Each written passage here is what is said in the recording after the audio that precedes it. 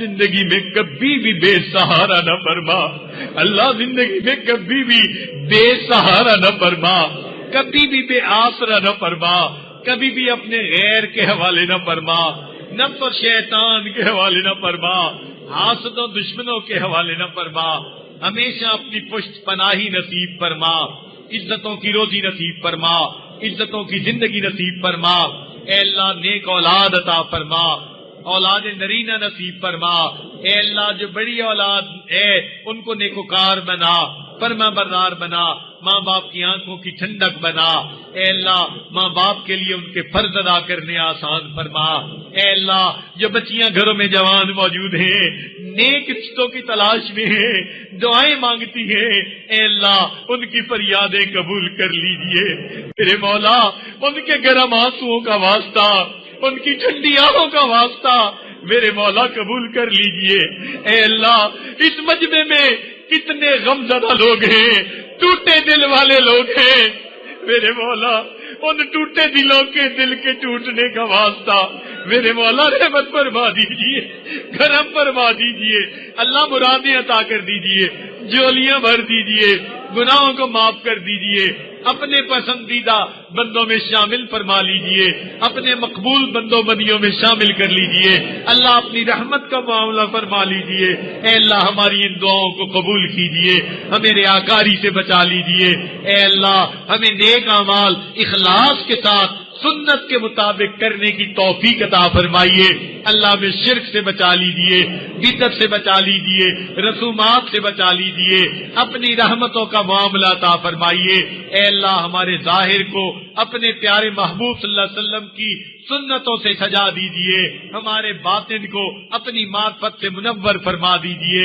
اے اللہ ہم سب کے سب یہاں آپ کی محبت حاصل کرنے کے لیے آپ کی تلاش میں اکٹھے ہوئے ہیں، میرے مولا اس سفر کو قبول کر لیجئے، ان محفلوں کو قبول کر لیجئے، میرے مولا رحمت کا معاملہ فرمائیے، اے اللہ ایک مرتبہ ہمیں محبت کی نظر سے دیکھ لیجئے، اللہ ایک مرتبہ محبت کی نظر سے دیکھ لیجئے میرے مولا، ایک مرتبہ محبت کی نظر سے دیکھ لیجئے، اللہ ایک مرتبہ محبت کی نظر سے دیکھ لیجئے، اے کریم آقا، اے رحیم آقا، اے حنان، اے منان، ایک مرتبہ محبت کی نظر سے دیکھ لیجئے، اللہ تیری ایک نگاہ کی بات ہے، میری زندگی کا سوال ہے، رحمت کی نظر ڈال دیجئے، ہماری بگڑی بنا دیجئے، اٹکے کاموں کا ہونا آسان فرما دیجئے، الجھے کاموں کو سلجھا دیجئے، اے اللہ ہمیں گناہوں کی ذلت سے بچا لیجئے،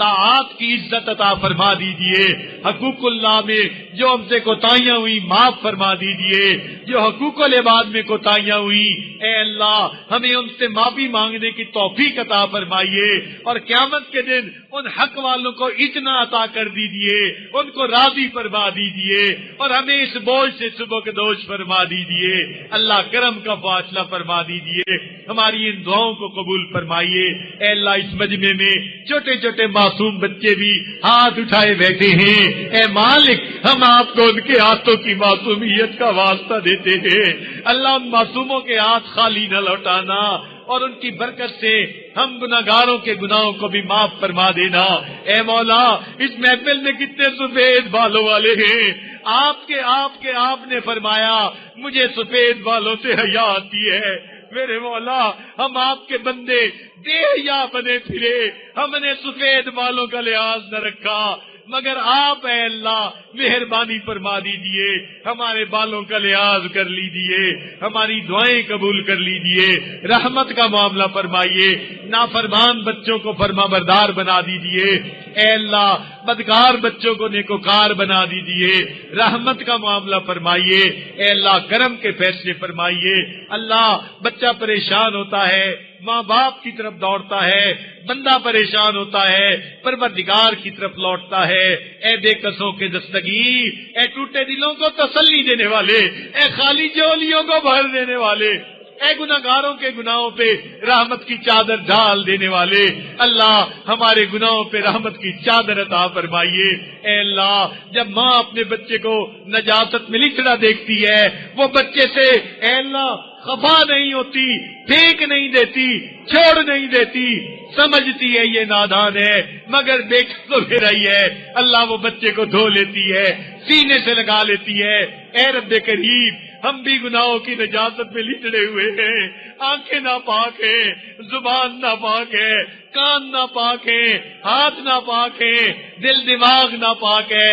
اے اللہ ان ناپاک اعضاء کو پاک کر دیجئے، رحمت کی ایک نظر ڈال کے دھو دیجئے اور ہمیں اپنی رحمت کی چادر میں چھپا لیجئے۔ اللہ ہمارا حال یوسف علیہ السلام کے بھائیوں والا، غلہ پورا مانگتے تھے مگر قیمت پوری نہیں تھی، ہم بھی اجر پورا مانگتے ہیں مگر مزدوری تو ہم نے پوری نہیں کی۔ میرے مولا یوسف علیہ السلام نے بھائیوں کو معاف کر دیا تھا، آپ یوسف علیہ السلام سے زیادہ کریم ہیں، آپ اپنے بندوں کو معاف کر دیجئے، اپنے بندوں کو عطا فرما دیجئے۔ اے اللہ آپ نے قرآن مجید میں فرمایا وَأَمَّا السَّائِلَ فَلَا تَنْهَرْ، سوالی کو انکار نہ کرو۔ جب ہم کمزوروں کو حکم ہے ہم سوالی کو انکار نہ کریں۔ اے مولا ہم تو آپ کے در کے سوالی ہیں، اے اللہ آپ بھی انکار نہ فرمائیے، اے مولا انکار نہ فرمائیے، اے کریم آقا انکار نہ فرمائیے۔ اے اللہ ہم اس بات پہ ایمان رکھتے ہیں جو آپ کے در سے خالی اٹھتا ہے وہی بدبخت ہوتا ہے، وہی شقی ہوتا ہے، اس کو کسی در سے کچھ نہیں ملتا۔ اے اللہ ہمیں بدبخت بننے سے بچا لیجئے، اپنے در سے عطا فرما دیجئے، جھولیاں بھر دیجئے، رحمت کا معاملہ کر دیجئے۔ اے اللہ ہماری ان دعاؤں کو قبول فرما لیجئے، امت مسلمہ کو عزت رفتہ عطا فرمائیے، ہمارے تینوں حرم کی حفاظت فرمائیے، مدارس عربیہ کی حفاظت فرمائیے، دعوت و تبلیغ کے کام کی حفاظت فرمائیے، جہاں اللہ ہوتی ہے ان خانقاہوں کی حفاظت فرمائیے، اقامت دین کی کوششوں کی حفاظت فرمائیے۔ اے اللہ پوری دنیا میں جہاں بھی مسلمان پریشان ہیں سب کی پریشانیوں کو دور فرما دیجئے۔ اللہ ہمارے اس ملک کی حفاظت فرمائیے، اے اللہ اس کو دین کا قلعہ بنا دیجئے، ہمیں آزادی کی قدر کرنے کی توفیق عطا فرمائیے۔ جو اس ملک کے دشمن ہیں اللہ ان کو ہدایت عطا فرما دیجئے۔ اے اللہ اس ملک سے تمام مصیبتوں کو ٹال دیجئے، اے اللہ دشمنوں کو ٹال دیجئے، ان کی صفوں میں انتشار پیدا کر دیجئے۔ اے اللہ اس کو امن کا گہوارہ بنا دیجئے۔ اے اللہ اس شہر پر خصوصی رحمتیں نازل فرمائیے، سب لوگوں کو اپنی رحمتیں عطا فرما دیجئے۔ اے اللہ اپنی کرم عطا فرما دیجئے، دور قریب سے مرد عورتیں جتنے چل کے آئے ہیں نیک امید لے کر آئے ہیں، اے اللہ نیک امید کو پورا کر دیجئے۔ اے اللہ آنے والے دل میں گمان لے کر آئے ہیں نیک لوگوں کا مجمع ہوگا، ہم وہاں جا کے توبہ کریں گے، قبول ہو جائے گی۔ اے مولا بخاری شریف کی روایت ہے ایک آدمی کبرا بستی سے چلا تھا نصرہ بستی کی طرف، اے اللہ آپ نے اس بندے کو معاف کر دیا تھا، وہ 100 انسانوں کو قاتل تھا۔ اے اللہ مہربانی فرما دیجئے، آج آپ اپنے بندوں کو معاف فرما دیجئے، ہماری توبہ قبول کر لیجئے۔ اے اللہ مہربانی کا معاملہ فرمائیے۔ اے اللہ جو انفرادی طور پر احباب دعائیں مانگ رہے ہیں یا مانگنے کے لیے انہوں نے کہا سب دعائیں قبول فرما لیجئے۔ ہمارے والدین عزیز اقارب مشائخ جو فوت ہو چکے ان کی مغفرت فرما دیجئے، جن کی آپ نے مغفرت کر دی قرب کے اعلیٰ درجات عطا فرما دیجئے۔ ہمارے بھائی ظہیر احمد مرحوم کی مغفرت فرمائیے، ان کو اپنے قرب کے اعلیٰ درجات عطا فرمائیے۔ جو لوگ دین کا کام کر رہے ہیں جس انداز سے بھی کر رہے ہیں اللہ اس کو قبول فرما لیجئے اور اس پر ان کو برکتیں عطا فرما دیجئے۔ میرے مولا مہربانی کا معاملہ فرمائیے اور ہماری ان دعاؤں کو قبول فرمائیے۔ اللہ ہمیں مانگنا بھی نہیں آتا، اللہ ہمیں بن مانگے عطا فرما دیجئے۔ رب کریم ماں باپ اپنے بچوں کی چھوٹی چھوٹی تمناؤں کو پورا کر کے خوش ہو جاتے ہیں، اے اللہ آپ بھی اپنے بندوں کی تمناؤں کو پورا کر کے خوش ہو جائیے۔ میرے مولا آپ نے ماں باپ کو اولاد کے ساتھ جو شفقت عطا فرمائی تو کوئی بھی بندہ ہم میں سے ایسا نہیں بیٹا روٹی کا لقمہ مانگے باپ اس کے منہ میں پتھر ڈالے، بیٹا مچھلی مانگے اور باپ اس کے منہ میں ہڈی ڈالے۔ جب ہم اپنے بچوں کے ساتھ اللہ نرمی کا معاملہ کرتے ہیں، آپ اپنے بندوں کے ساتھ نرمی کا معاملہ فرما دیجئے، اللہ نرمی کا معاملہ فرما دیجئے۔